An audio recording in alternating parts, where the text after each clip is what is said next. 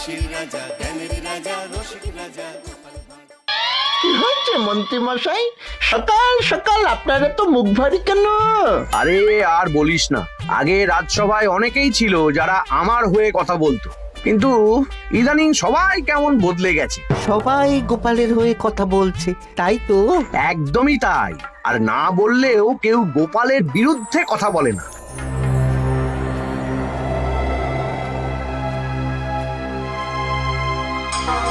কি মন্ত্রী মশাই, আজকাল তো আমার কথা আর মনেই পড়ে না, ভুলে গেছেন নাকি? আরে না না ভগবান, তুমি হলে আমার তুরুপের তাস। ঠিক সময়ে ঠিক সুযোগ এলে তোমাকেই ডাকবো। একটু দেখবেন। হ্যাঁ, আরে নিশ্চয়ই নিশ্চয়ই। এই চলি রে, আবার রাজসভায় যেতে হবে।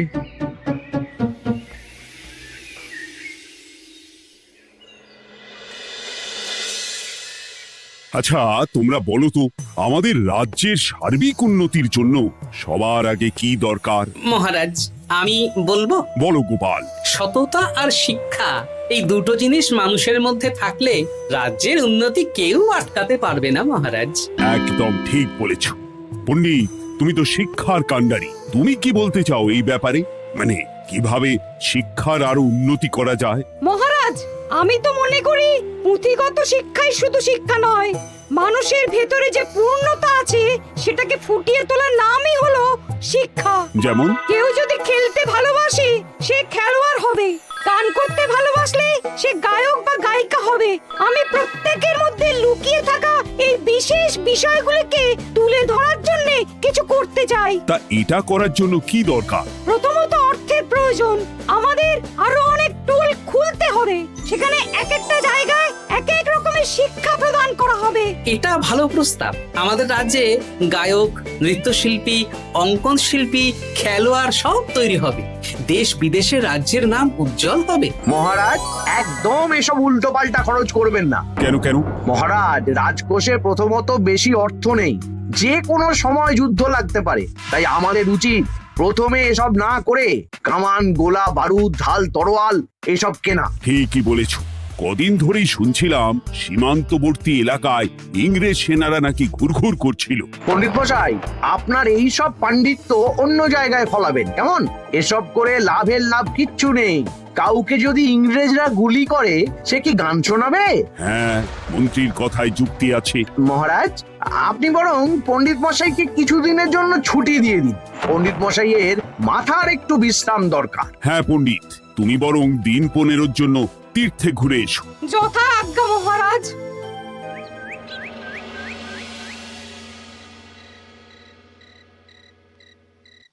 শোনো ভগবান, সকালেই তুমি কাজের কথা বলছিলে, আমি এমন ছক কষেছি কালকে থেকেই তোমার জন্য একটা ভালো বেতনের কাজ জোগাড় করে দেব। শুধু যা বেতন পাবে তার অর্ধেক আমাকে দিতে হবে, কেমন? রাজি রাজি। কি কাজ বলুন? শোনো, বাহ বাহ, দারুণ দারুণ, হয়ে যাবে কাজ।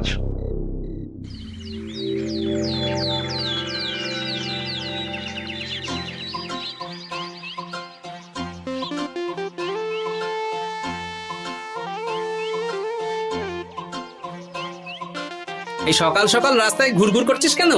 পড়াশুনো কি শিখেই তুলে দিয়েছিস? পণ্ডিত মশাই তীর্থে গেছেন, এখন আমাদের ছুটি। দুপুর বেলা ভাত, রাতের বেলা রুটি।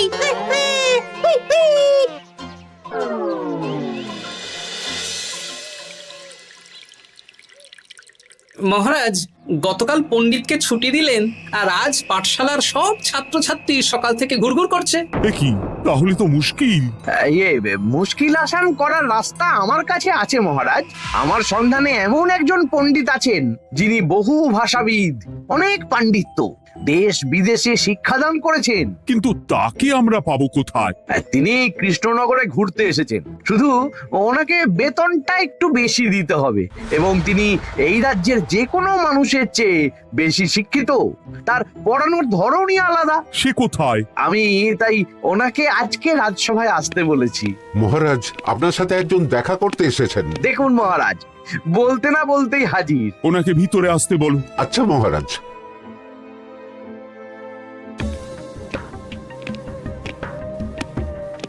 প্রণাম কৃষ্ণচন্দ্র, আমাকে আপনার মন্ত্রী ডেকেছেন, তাই এলাম। মন্ত্রীর সাথে কথা হয়েছে আমাদের রাজ্যের শিক্ষার উন্নতির ব্যাপারে।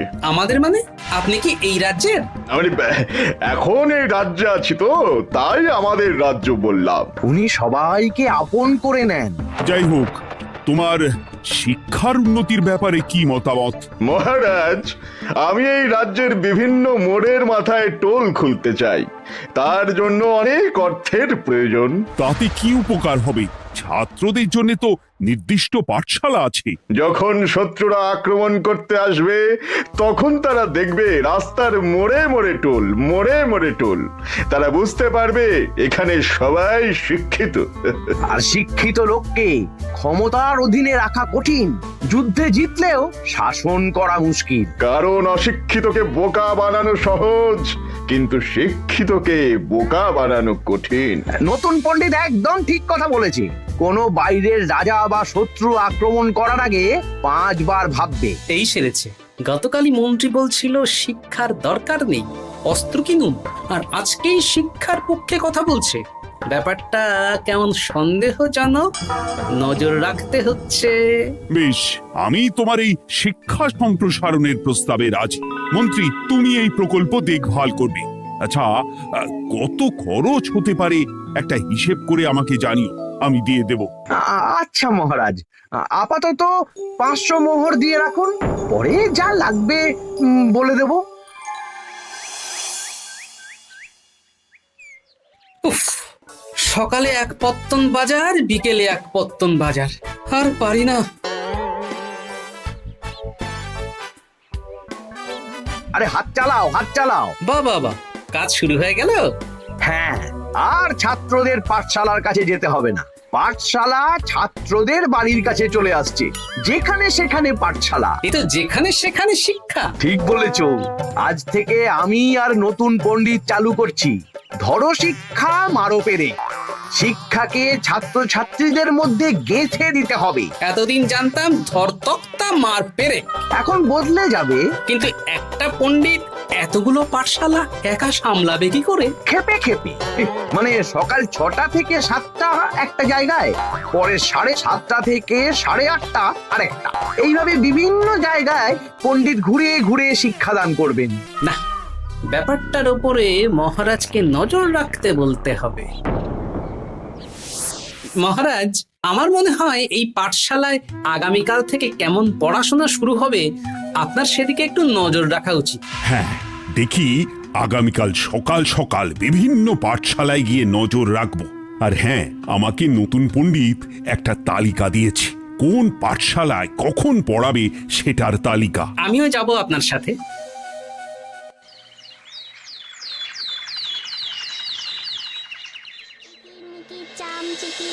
কাটা মজুমদার ধে এলো দামোদর, দামোদরের হাঁড়ি কুড়ি, দুয়ারে বসে চাল কুড়ি। কুটি, তোরা এই কিরমিকির খেলছিস? নতুন পণ্ডিত কোথায়? উনি তো এই মাত্র দক্ষিণের পাঠশালায় গেলেন। ন্যাপলা আর গুলটে আজ থেকে ওখানেই গেছে। ওদের দুজনের বাড়ি কাছাকাছি তো, তাই। আচ্ছা চলো তো গোপাল, দক্ষিণে গিয়ে দেখি।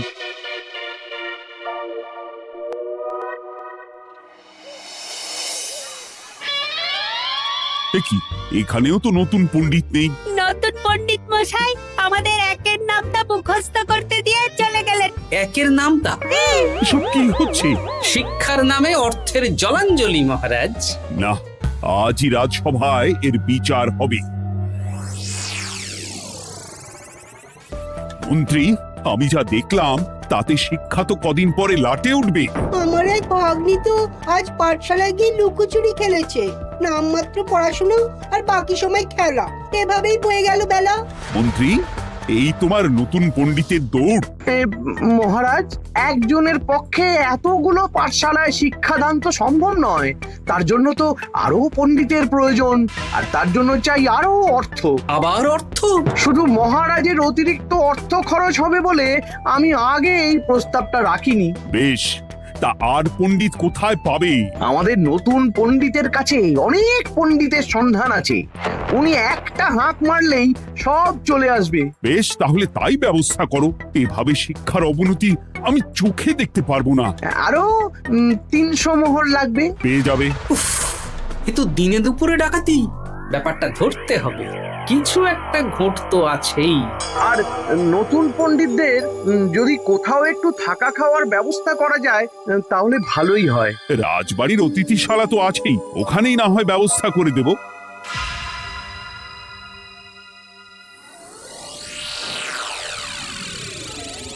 শোন বটা ঘটা আর কেলে পচা, তোদের এইবার এই ভগবানের মতন শিক্ষাদান করতে হবে। আরে আমি তো শিক্ষা বানানই জানি না। সে না জানলেও হবে, শুধু দাড়ি গোঁফ লাগিয়ে নকল পণ্ডিত সেজে কালকে থেকে পাঠশালায় যেতে হবে। কাকে কোথায় যেতে হবে সব আমি বুঝিয়ে দেব। আচ্ছা,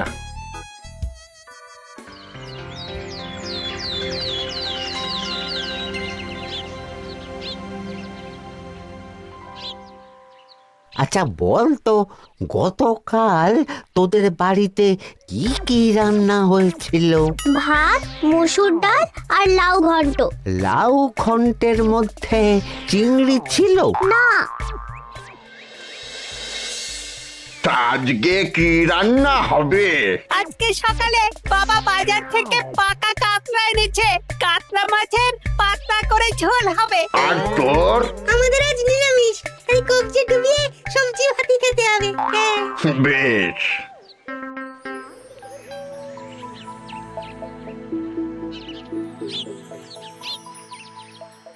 বল, আজকে তোরা কি কি শিখলি? আমি লাউ ঘন্ট। আমি সবজি ভাত। আমি কাতলা মাছ। কি বলছিস কি? আজকে তো পাঠশালায় এই সব আলোচনাই হয়েছে। এবারে ব্যাপারটা একেবারে সহ্য সীমার বাইরে চলে যাচ্ছে। দাদু, আমাদের আগের পণ্ডিত মশাই ভালো ছিলেন। উনি কোথায় চলে গেলেন? মন্ত্রী মশাই ছলে বলে কৌশলে ওনাকে তীর্থে পাঠিয়েছেন। না, এখন আমাকে মন্ত্রী মশাইয়ের উপরে নজর রাখতে হবে।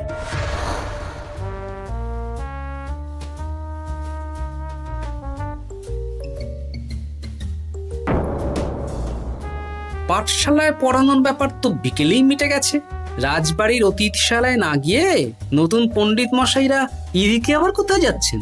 সাথে মন্ত্রীও আছেন, ব্যাপারটা নজর রাখতে হবে। তাড়াতাড়ি চল। চলুন চলুন। এদিকে তো বটা ঘটার বাড়ি, এদিকে মন্ত্রী মশাই কোথায় যাচ্ছেন?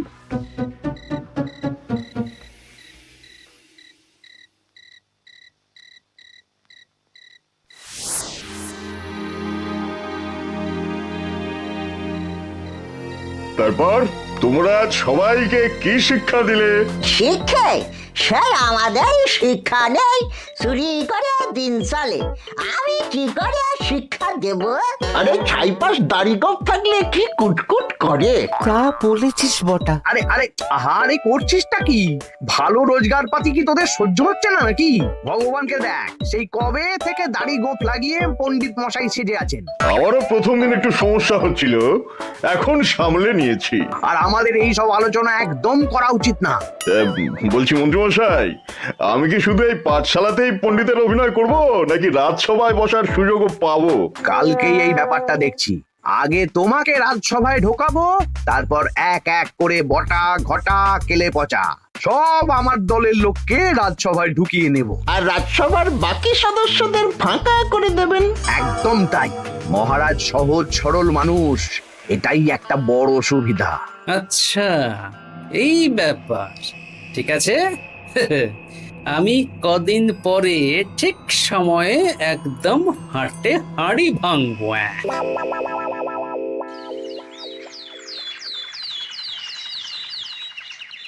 তাহলে মন্ত্রী, আর কোনো সমস্যা নেই তো? না না মহারাজ, এখন আর কোনো সমস্যা নেই। দেখবেন এই ধরশিক্ষা মারপের এক প্রকল্পের নাম চারিদিকে ছড়িয়ে পড়বে। আমার তো মনে হয় একটু পাঠশালাতে বিজ্ঞান নিয়েও আলোচনা করা উচিত। হবে হবে, সব হবে। এখনো সব বাচ্চারা অজ্ঞান হয়ে আছে। আগে শিক্ষায় জ্ঞান ফিরুক, তারপরে না হয় বিজ্ঞান নিয়ে আলোচনা করবে। বিজ্ঞানী তো প্রস্তাবটা খারাপ রাখেনি। তুমি কি বেশি বোঝো? তাহলে তুমিই তো বিজ্ঞান শেখাতে পারো। আমি কবিরাজি শিক্ষা দান করতে পারবো। তোমার কবিরাজি শিখতে কেউ রাজি নয়, চুপ থাকো। আহ, দেখাই যাক না বাচ্চারা কেমন শিক্ষা লাভ করে। মহারাজ, বলছি কি, আমাদের পণ্ডিতের আসনটা তো ফাঁকাই পড়ে আছে। এখন যখন নতুন পণ্ডিত এসেই গেছেন, তাহলে ওই জায়গায় ওই তো বসতে পারে। কিন্তু পণ্ডিত তো তীর্থে গেছে, অবশ্য কদিন পরেই ফিরে আসবে। ও আসুক, তারপর না হয় আলোচনা করে একটা সিদ্ধান্ত নেব। পণ্ডিত মশাই না হয় এসে পুজো পাঠটাই করুক, কিন্তু রাজসভা এরকম ফাঁকা থাকলে কেমন একটা লাগে। বেশ, তাহলে তাই হোক। কালকে থেকে নতুন পণ্ডিত আমাদের পুরনো পণ্ডিতের জায়গায় বসবে। এইভাবে রাজসভা ফাঁকা করে যেতে হবে, তাহলে একদিন সবাই আমার পক্ষেই কথা বলবে, আর শেষে রাজাকেই সরিয়ে দেব।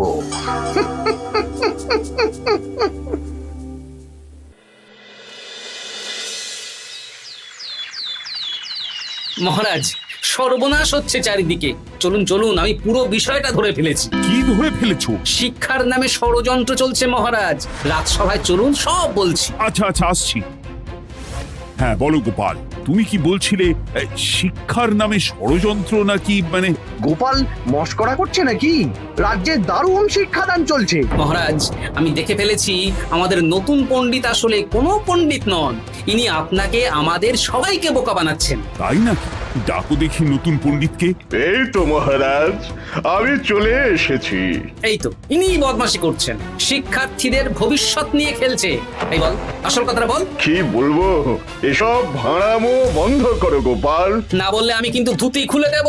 এই এই আরে কি হচ্ছেটা কি? এই এই এই এই সরো তো, সরো সরো। ব্রুম, ব্রুম, ব্রুম, কি হলো? কি হলো? বুম, ব্রুম, জব, ব্রুম। এই সেরেছে। গোপাল এসব কি বলছে? বলুন। ভুল বকছে কেন? ব্রুম, ব্রুম, গোপাল, তোমার কি হলো গো? কি বলছো তুমি? আমার কাছ হায়ন। বৈদ্য, তুমি একটু দেখো তো গোপাল ঠিক আছে তো? এই যে নতুন পণ্ডিত, তুমি তো অনেক ভাষা জানো, তুমি বুঝতে পারছো? মহারাজ, আমি দেখছি গোপালের মনে হয় বিশ্রামের প্রয়োজন। এই এই, তোমরা কয়েকজন মিলে গোপালকে রাজবাড়ির অন্দরমহলে নিয়ে চলো। চলুন, আমি যাচ্ছি। ওহো, গোপালের কি হলো? মাথায় লেগে গেল? ভাষা চলে গেল? সব এই নতুন পণ্ডিতের জন্য।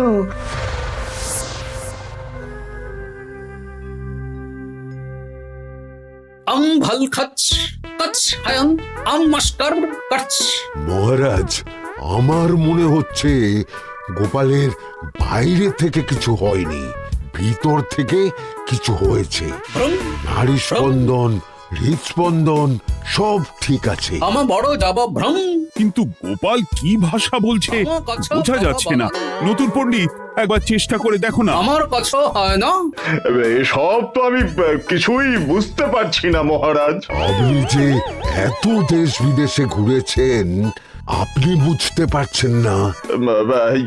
এ আমার এখতিয়ারের বাইরে। তোমার বাকি পণ্ডিতদের নিয়ে আসো তো, যারা পাঠশালায় পড়ায়। আমি বুঝতে পারছি না, বটা ঘটা কেলে পচা কি বুঝবে? আমা বড় যাব ভ্রম, চপ করো ঘট, নল খাব মরব। কিছুই তো বুঝতে পারছি না। রাজসভায় কাউকে না দেখতে পেয়ে এখানে এলাম। ওই তো আমাদের পুরনো পণ্ডিত চলে এসেছে। শুনলাম গোপালের নাকি কি হয়েছে। এই পণ্ডিত, তুমি দেখো তো গোপালের নতুন ভাষা উদ্ধার করতে পারো কিনা। কি গোপাল, তুমি কি ভাষায় কথা বলছো? আমা মতর ভাষ কত বলো। ওই দেখো আবার কি সব বলছে। আমা বছর তো পড়ছো, সবার সাথে মস্করা করছো। তম ঠক ধরছ। হ্যাঁ, এই পণ্ডিত, এটা কি ভাষা? ঘাবড়াবেন না মহারাজ, এটা পাতি বাংলা ভাষা। বাংলা ভাষা? গোপাল শুধু আকার ইকার উকার আর বেশিরভাগ স্বরবর্ণ বাদ দিয়ে কথা বলছে। মানে গোপাল তম কছ কছ বলো। আমার নাম গোপাল ভর। মহারাজ, গোপাল বলল আমার নাম গোপাল ভর। আমা অত বকনা মহারাজ। এর মধ্যে আকার ইকার উকার এসব বসিয়ে দেখুন তো কি হয়। আমার নাম গোপাল ভাঁড়। আমার নাম গোপাল ভাঁড়। অত, আমি অত, বকা বোকা ন নই মহারাজ মহারাজ আমি অত বোকা নই মহারাজ। এই তো সুন্দর ধরে ফেলেছেন। কি কেমন দিলাম? দেখলে আমাদের রাজ্যে মন্ত্রী ধরে আনা পণ্ডিতের পাণ্ডিত্য। সব এক একটা গাধা। হ্যাঁ এ কি ভগবান, বটা ঘটা কেলে পচা। মহারাজ এখান থেকে কি বুঝতে পারলেন? কি? শিক্ষার বাইরেও অন্যভাবে সমস্যার কি করে সমাধান করা যায়, তাও শুধুমাত্র উপস্থিত বুদ্ধি দিয়ে, যেটা আমাদের রাজপণ্ডিতের আছে। তা তো দেখতেই পাচ্ছি। আর সেই জন্যেই মন্ত্রী ওনাকে সরাতে চেয়েছিলেন, আর কিছুদিনের মধ্যে সব সভাসদদের সরিয়ে দিতেন। আমি সব মতলব শুনেছিলাম, আর এই দিনটার জন্যে অপেক্ষা করছিলাম। আজকেই তো পণ্ডিতের তীর্থ থেকে ফিরে আসার কথা। তাই আজকে এই ছোট্ট নাটকটি করলাম। এবার মন্ত্রী আর এই 4 জন নকল পণ্ডিতকে আচ্ছা করে কারাগারে গিয়ে ধোলাই দাও। ধোলাই হলো ওনাদের জন্য উপযুক্ত এবং উচিত শিক্ষা।